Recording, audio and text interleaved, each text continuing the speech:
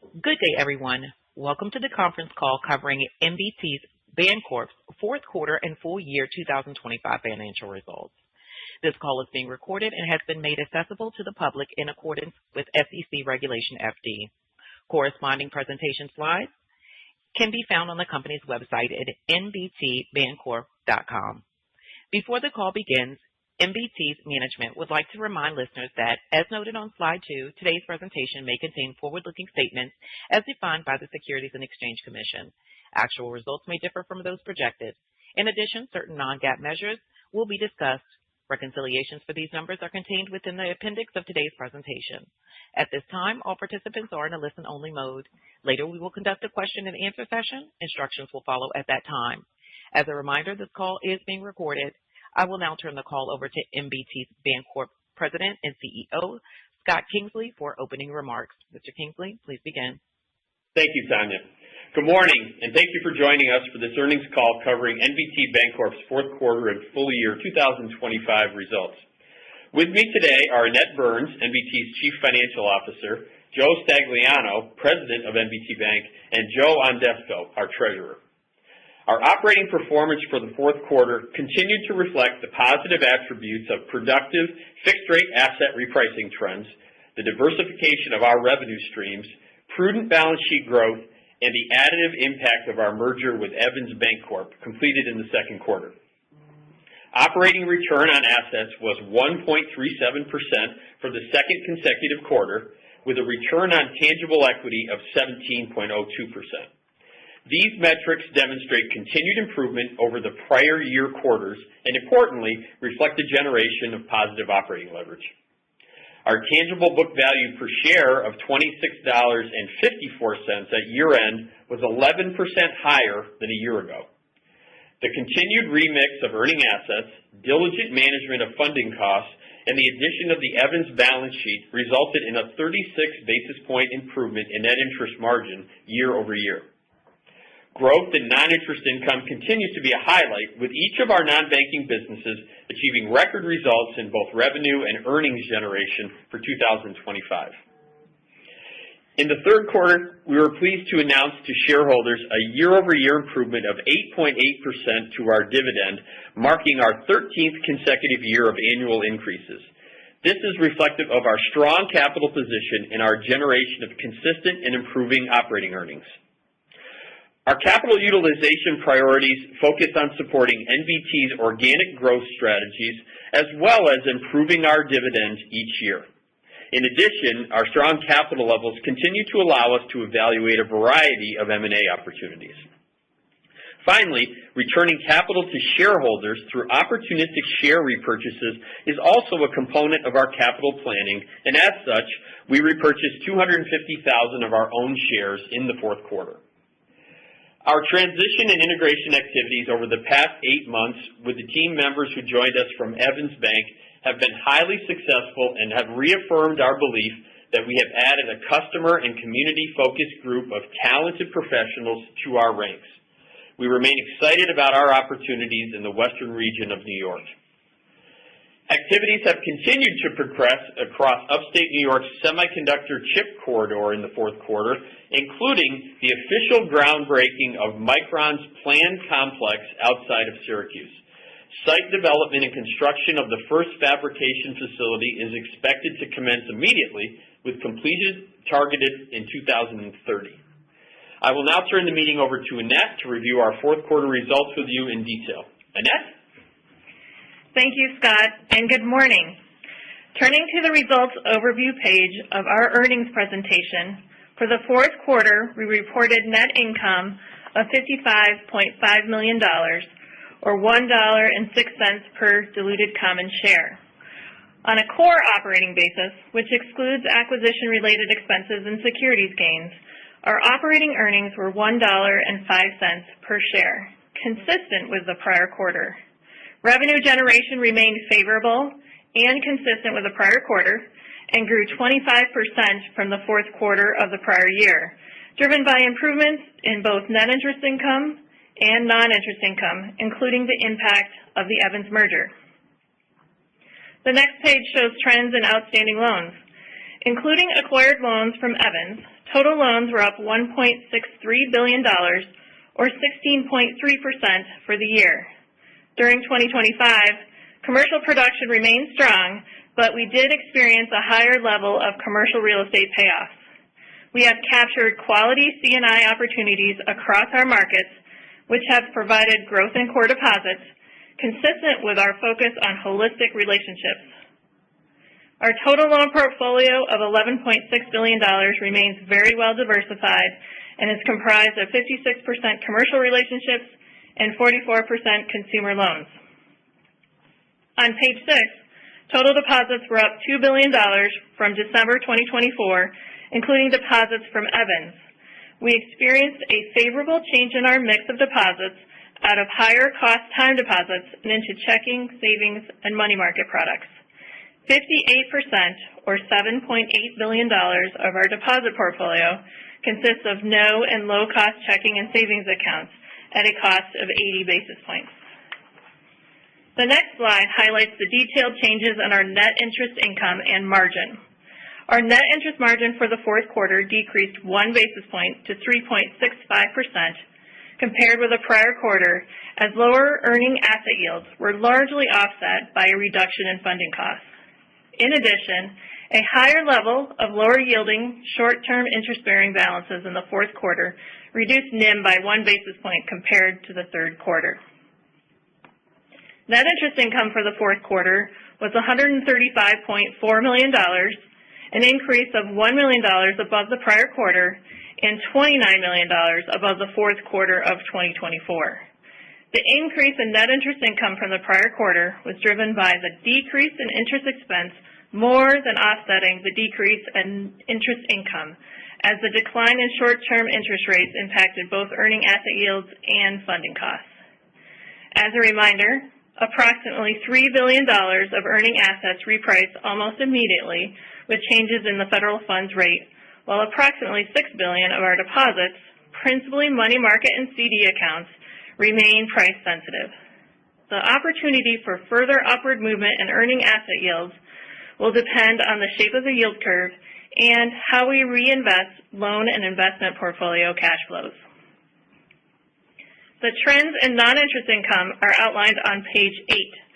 Excluding securities gains, our fee income was $49.6 million, a decrease of $1.8 million compared to the seasonally high third quarter, and increased 17.4% from the fourth quarter of 2024.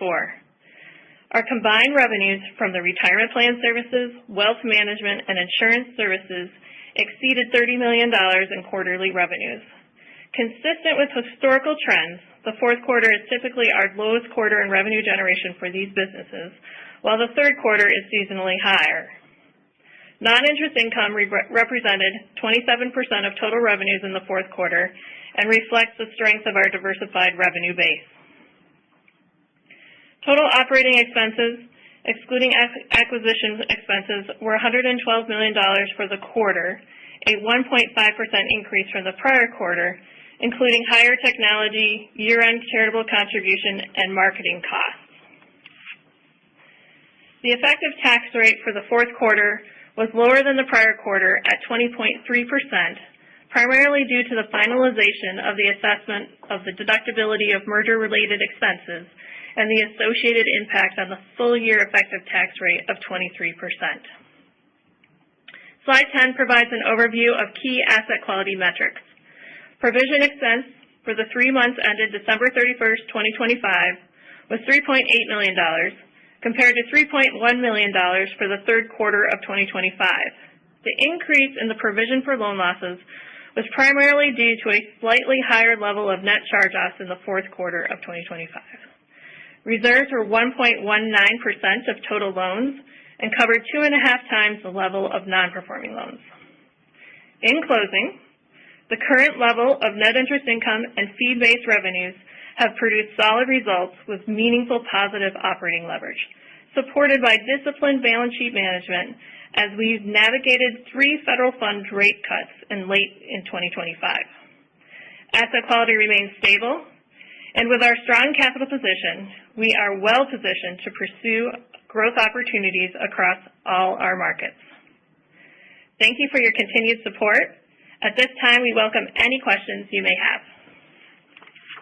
Certainly. Thank you. Anyone with a question at this time can press star 11 on your telephone and wait for your name to be announced. To withdraw your question, please press star 11 again, and one moment for our questions. Our first question will be coming from Feddie Strickland of Hovde Group. Your line is open. Hey, good morning. Hope you guys are digging out of the snow all right up there. Annette, you mentioned in your opening comments higher CRE payoffs were part of the lower loan growth. I mean, do you expect any larger payoffs on the commercial side in the next couple quarters? And then broadly, how does that factor into overall loan growth, keeping in mind the runoff portfolios? Thanks, Betty. And yes, we have officially hurdled the 100-inch snow mark in central New York, so I appreciate the sentiments on that. So your question's a good one. So in 2025, we probably had $150 to $175 million of unscheduled commercial real estate payoffs. And where'd they go? Agency money, and in certain of our markets, private equity or private funding. Maybe the private funding more closely aligned with some of the more larger urban areas, southern Hudson Valley, maybe some things in New England, closer to Boston, but meaningful. So I think we think that that's an outsized number, but we're planning for that could be a risk for our growth attributes going forward this year as well, understanding that there's other people out there just looking for yield. And as rates have started to come down a little bit more, I think some of our sponsors are getting offers from, agency structures and other places, that are too good to turn down. Gotcha. And along those same lines, I mean, can you just update us on what you're seeing in terms of loan pipelines, opportunity, in terms of type, geography? I'm particularly curious about Rochester and Buffalo, since you mentioned them in your opening comments. Yeah, thank you. So across the franchise, from Buffalo to Portland, Maine, from Wilkes-Barre, Pennsylvania to Burlington, demand is good. Pipelines are strong, stronger than they were at this point last year. We feel pretty good about the opportunities we're getting to see. We have we tend to focus on things that are more holistic from a relationship standpoint. So CRE only outcomes for us are not as attractive as something where there's real estate involved, but we get a full operating relationship with the sponsor, or true C&I relationships. So no region appears to have a real gap in demand. I think certainly given the cost of building, compared to maybe early or mid 2024, there's not as many projects underway on the multifamily housing side, which is where we tend to have a concentration. But those that are out there are good opportunities. I think the pipeline is good in Western New York, in Rochester and Buffalo. I think the team is really energized. We've added a couple really talented people to the group. And I think on a going forward basis, we're pretty bullish on opportunities we'll see in Western New York. And I guess just to drill down on that, I mean, is kind of a, mid to lower single digit growth rate, a good number for 26? I think it is, and reminding people that we still continue to have our just south of $800 million solar loan portfolio that's in runoff, and if we use last year as a marker for that, that's moving downwards about $100 million a year. So we're seeing good activity around C&I, and we're seeing good opportunities on the CRE side in most of our marketplaces. And again, we can exercise selectivity as to which ones we put our best foot forward for. And in fairness, starting in the fourth quarter, we saw better consumer lending activity, especially on the mortgage side. So upbeat that that customers potentially who were thinking about moving for the last 2 or 3 years, can deal with a low 6% mortgage rate, and given the dynamic of what most people have as equity in their home, decide to do something else. All right, great. Thanks for the color. I'll step back in the queue. Thank you. And our next question will be coming from Mark Fitzgibbon of Piper Sandler. Your line is open, Mark. Hey, guys. Good morning. Good morning, Mark. First question I had, it looked like, Scott, that you had boosted your reserve against the solar book this quarter by a decent amount. I was curious if anything had, fundamentally changed there. No fundamental change there. I think we were trying to kind of right-size our coverage allowance, given that it is a runoff portfolio. So really what you saw this quarter is kind of recalibration of that coverage ratio, but no trends or negative concerns as it relates to that book. Okay. And then secondly, I was curious how, if at all, the tensions between the U.S. and Canada is impacting sort of the economy in the northernmost markets of your footprint. Yeah, really good question. And I think I may have said this before, Mark, but we love the Canadians. We grew up with those people, and we have a lot of our customers have a lot of business that are cross-border, whether that's out in Western New York in Buffalo or whether that's up in Northern New York closer to Plattsburgh. It's a real issue. I think that the Canadian customers are just frustrated, whether that means they come, into the Adirondacks for seasonal housing or just straight commerce. I think the unpredictability of where we've been, with tariff rates and what things were going to be accessible to that point. And I think if I was kind of go to the underlying comments, what I have heard from people that I've talked to is, a sense of, can we trust you still? So I think that's caused hesitation in future investments or in existing investments, moving forward. Problematic for us because those are not the highest areas of long-term growth anyways. So it's really important to have that connection to the Canadian base, for some of our customers to do the things they want to do. Okay, great. And then I guess changing gears a little bit, as you think about M&A, I'm curious, are the hurdle rates of return that you're looking for higher today than in the past, given that the market really hasn't been enamored of many acquisitions in recent quarters, and obviously your own frustration with your stock price post-Evans? So a couple things to unbundle there, but thank you for that. And yes, we think that if you think about it, combination of the Evans transaction and us improving our net interest margin, 35 or almost 40 basis points last year, has shifted the plateau of our earnings capacity, from somewhere close to 80 cents a quarter to $1. And we think that's pretty noticeable. Worked hard to get to that point. But at the same point in time, the construct around people worried about either the execution risk associated with M&A, or the dilution of your attention to other strategic objectives, not an issue for us. The Evans transaction went as good as we could have hoped for. Their folks are really engaged. We've had to put them through some changes to, some of our systems, but they've, really been good at bringing that alive. And I think that, from a practical standpoint, they're looking forward going forward. Your question on hurdle rate's a good one. We're a $16 billion bank now. So it's not so much what transaction is large enough for us to be interested in, is that do we put our folks, our organization, through an M&A opportunity that can't at least generate 5% accretion? So if we're running kind of off a base of $4 a share, does something have to be north of 20 cents a share for us to really take a hard run at that? Now, you can look at a bunch of different things and you can accomplish that in a bunch of different ways. But for us, it's generally been, a modest extension of the franchise geographically, or a really productive fill-in opportunity where our concentration hasn't been as high as we'd like it to be. So still having lots of conversations. There's a lot of high-quality, like-minded, smaller community banks, across our 7 states. So the opportunities are there, and that's how we kind of think about it from a capital deployment, Mark. Great. Thank you. And our next question will be coming from Thomas Reed of Raymond James. Your line is open, Thomas. Hey, guys. This is Thomas on for Steve. Thanks for taking my question. Just wanted to start off, maybe as you guys are as you look to deepen your presence in select markets to support growth, can you talk about maybe any planned hiring initiatives that you may have, and whether those investments are already reflected in that expense guidance? Yeah, and I might even ask Joe to help me a little bit on this one.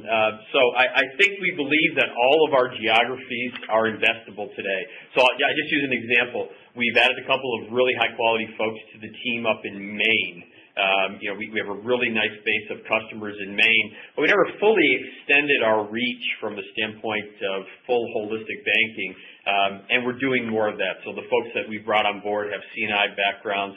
We've committed to a branch site off the wharf in Portland, our first true retail branch site, and we're about to make a commitment for another one up there. Joe? Yeah, sure, Scott.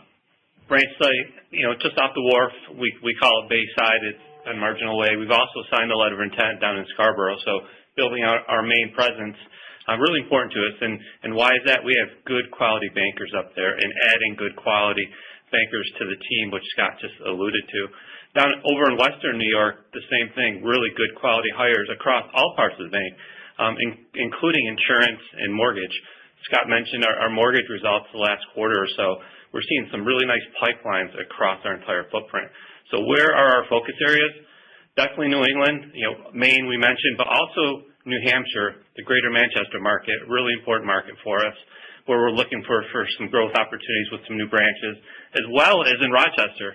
Already looking at sites in Rochester. We have a letter of intent that we've signed in the city and planning on moving a financial center there in downtown Rochester, as well as across other parts of the western region. So still in targets, as well as some of our newer markets. We're excited about the prospects that they're going to bring to us. Thanks, Joe. As a reminder, to ask a question, please press star 11 on your telephone and wait for your name to be announced. Our next question is from David Conrad of KBW. Your line is open. Hey, good morning. Just had a question on the NIM. The NIM outlook next year. It feels like maybe stability might be the key phrase. I'm not sure, but the great news is your deposit costs are down to 2%. The bad news is your deposit costs are down to 2%. It might be challenging to reprice, and your commercial book now the portfolio seems to be pretty close to new origination. So maybe talk about the NIM outlook over the next few quarters. Sure, I'll start on that one. So, you're right. We have our net interest margin at 3.65% is, a very strong NIM. We can really throw off some nice core earnings with a NIM like that. We're neutrally positioned, so we've been actively managing through federal funds rate cuts over the last few months. So when we think about our margin expansion, it's probably in that 2 or 3 basis points a quarter. Some of the factors that will influence our ability to reprice our book, if you think about the lending side, probably our largest opportunity is in the residential mortgage book, where we probably have somewhere in the 125 to 130 basis points of room there. Our other books are probably pretty close to market rates at this point. Another area where there's some opportunity is in our investment securities book. Still have some repricing opportunity there. Probably throws somewhere around $25 million in cash flows a month. You're spot on. We have very low funding costs. We talked about having right around $6 billion in deposits that we can, actively reprice with market sensitivity. Probably the biggest opportunity there is in our CD book. Probably 77% of that reprices in the next 2 quarters. So I think there is some room, but probably not to the extent that we've seen in 2025. It's probably limited to a few basis points. Net interest income improvement is probably going to be more focused on, our earning asset growth and the opportunities that we have there. Yeah, and then I'll just follow up with that. It's a good observation, Dave, on the commercial crossover where, for the quarter, new activity or new loans had a rate that was not terribly different than portfolio yields. Some of that was yield curve based during 2025. Remember that the 2 to 5 year point of the curve kind of came down 60 to 75 basis points during the year. So when you started the year and said, hey, listen, I still got a gap between new production and portfolio yields, some some of that got taken away with just natural market activity. In a couple of our markets, we're seeing a little bit of pressure on spread. They typically are the best assets. So needless to say, whether we're defending or seeing something new, we're very interested in those types of credits. But holding to, a north of 200 or 225 spread above SOFR has been more difficult in recent months. And maybe that's just a function of market demand right now. There was a little bit of slowdown in the second half of the year. And I made the comment about, our opportunity on the CD book. CD duration today for everybody, not just us, is damn short. 5 to 7 to 9 month instruments. Whether we start to see some elongation from us or from others on that, so people can lock in some yields, as it looks like the rate structure is more, moving in a direction of down, not up. And lastly, I'll remind everybody that the customer is used to getting a yield for the last 3 years. So if you're a customer with significant liquidity, whether you kept it on a bank balance sheet or moved it off, you're used to getting a yield. After going 13 or 14 years with no yield, you now know what that looks like. So I think people utilize the tools that we give them from a treasury management standpoint, and they're very smart with how they do funds management. Great. Thank you. Appreciate it. And our next question will be coming from Daniel Cardenas of Janney Montgomery Scott. Your line is open, Daniel. Good morning, guys. How are you? Morning. So maybe just a question on competitive factors throughout your footprint on the lending side. Would you say the competition is fairly rational, or are you beginning to see perhaps a pickup in pressure as people are looking for growth? Yeah, I would say a little bit as people are looking for growth, and if nothing else, a lot of defense when people have really solid customers, where they're the incumbent, where they're defending. I don't think we've seen anything irrational from a structural standpoint, and those have seemed to make sense for us. I mentioned before some of our payoffs came from agency-based funding sources, where in fairness, both structure and rate is something that are better normally for the customer than what our standards actually allow for that way. But I don't think it's pervasive, and we have so many different markets to be participating in that I wouldn't make a general construct out of that just today. But I will say this: if you're a highly rated company and you're doing well and you have a history of doing well, you've been able to demand a lower spread if you're interested in new money this year. Good.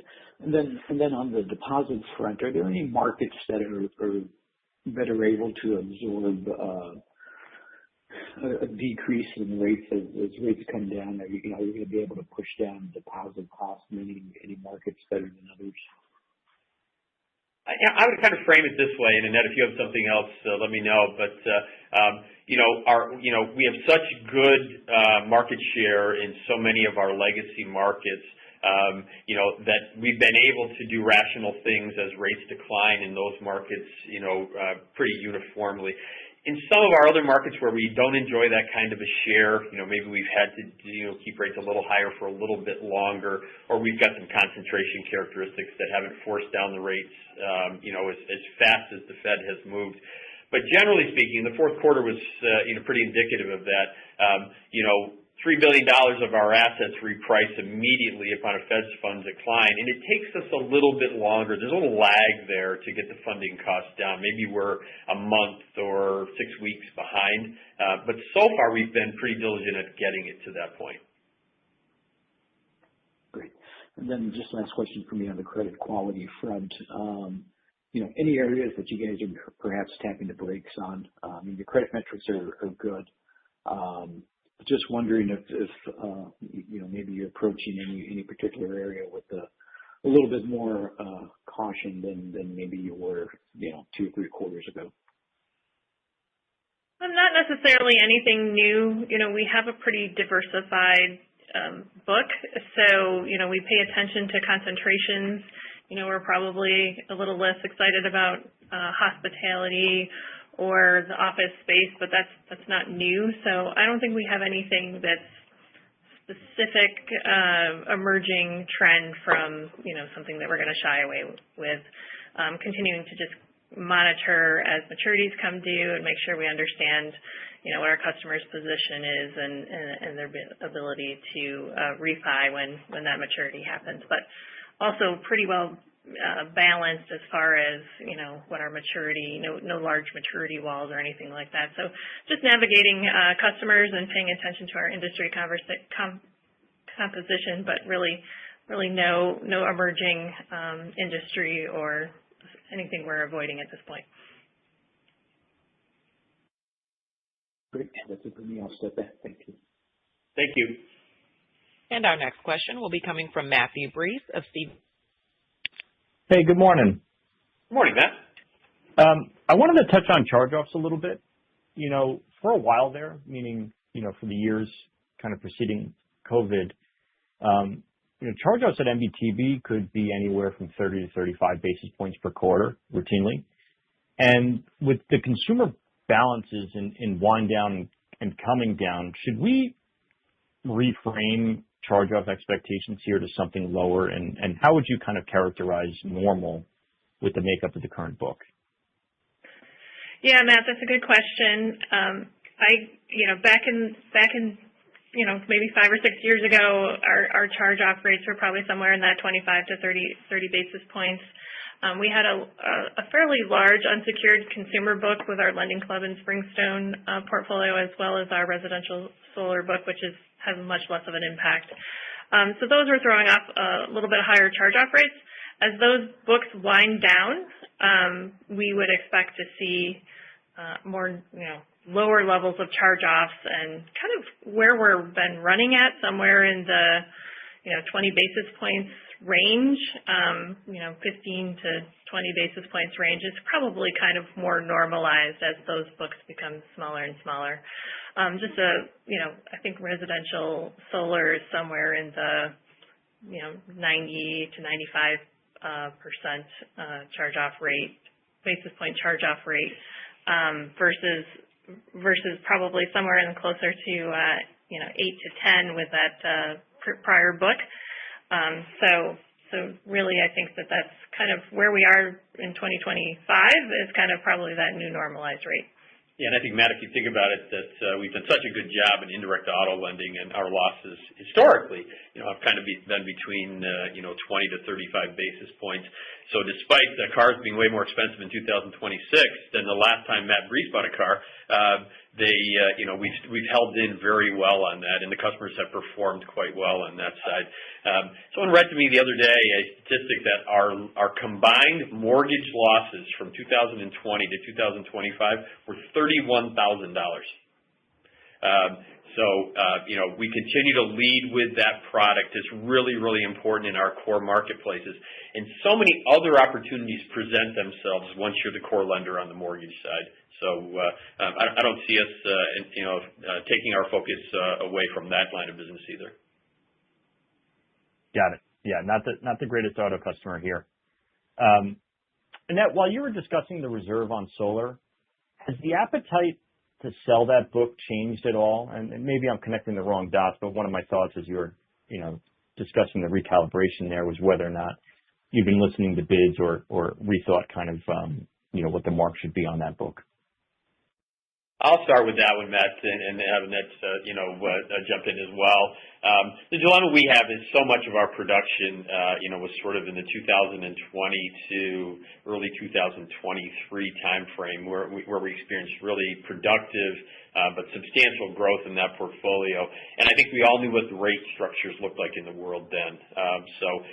From a marketability of that portfolio, which we would move out of if we could find something that made sense for us. But right now, it's really just a rate question. I think the assets are performing much better than most other solar portfolios in terms of loss rates and customer performance. But the rates are low. And so for us to do that, would be a substantial outcome. And much like investment portfolio restructurings, we're kind of purists. If we can't find something that's got a terminal value above zero, we don't like to do it. So I think for us, we're hanging in there, waiting for the customer to pay us back and redeploy those proceeds and other things. Understood. And then last one is just on share repurchases. This quarter's level was a bit higher than I was expecting. What are some of the catalysts or triggers for you to repurchase stock, and is what we saw this quarter something we might see in early 26? Yeah, great question, Matt. I said this last quarter. I thought I was going to get to go my whole career not buy shares, but truthfully, the opportunity presented itself. And to your point, two things. Value, price, because somebody pointed out earlier, we think our valuation does not fully reflect the improvements we've had from an operating earnings standpoint. And number two is capacity, right? So with our change of earnings capacity, essentially those share repurchases that we did in the fourth quarter, a little over $10 million worth, we self-funded in the quarter and didn't change any of our capital ratios. So I think it presents an opportunity for us to follow that pattern like we did in the fourth quarter, going into the future, and we probably have more capacity than that, but I'm saying we think we can self-fund the level that we bought in the fourth quarter every quarter. I'll leave it there. Appreciate it. Thank you. Thank you, Matt. Okay. As a reminder, if you would like to ask a question, please press star 11 on your telephone and wait for your name to be announced. To withdraw your question, please press star 11 again. Our next question will come from Feddie Strickland from Hovde Group. Your line is open. Hey, just had a couple quick follow-ups. First on the margin, I did notice accretion income ticked up some there. Just to clarify, does the margin still increase in the first quarter even if that normalizes back down? So accretion, usually there are a handful of accelerated payoffs or affecting accretion during the quarter, which are very hard to predict. We think working through, some of the federal fund rate cuts that happened in December, the margin will probably be fairly stable, if not maybe affected by a basis point or two, barring any, changes that are normalized accretion. So that's kind of how we're thinking about margin for the first quarter. Okay, got it. And then just on fees, I saw there was some seasonal activity-based fees in the wealth line. Do you have a sense for how much of the linked quarter growth was seasonal? So probably somewhere around $300,000 to $400,000 was seasonal related on the wealth side. Just some activity-based fees, but all in all, a very strong quarter with organic growth, and our market helped a little bit with that. On fee income in general, there's probably somewhere around $1 to $1.5 million of BOLI gains and other securities gains that are a little harder to predict the activity there.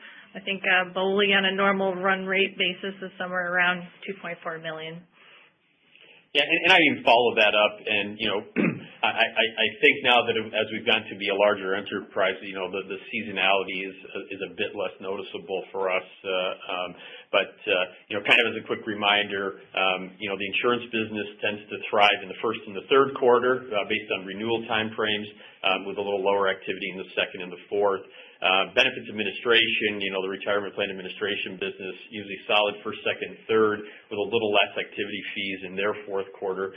Your observation is astute. Wealth had a really, really strong year and a really strong finish to the year. Some of that was a bit seasonal, but generally speaking, we're in a really good lift-off point, on all of those businesses. I think the other thing Annette has reminded people from time to time is that in our first quarter, we tend to have 4 or 5 cents of operating costs that are not usually reflected in some of the other quarters. Some of that is seasonality. It's just more expensive to plow and heat than it is to mow and air condition. So that's a basic one. But we also have higher payroll costs in the first quarter of the year, and usually higher stock-based compensation expense just based on the protocol and the timing of how we grant new awards. So I think we always kind of think about, this 4 to 5 cent carry that the first quarter has on the OpEx side that usually the other quarters don't have to work through. Perfect. Thanks, Scott. You beat me to my final question on expenses, so I'll step back. Thanks. Thanks. And I would now like to turn the call back to Scott Kingsley for his closing remarks. In closing, I want to thank everyone on the call for participating with us today, and we appreciate your interest in NBT. Stay warm. See you next time. Thank you, Mr. Kingsley. This concludes today's program. You may now disconnect.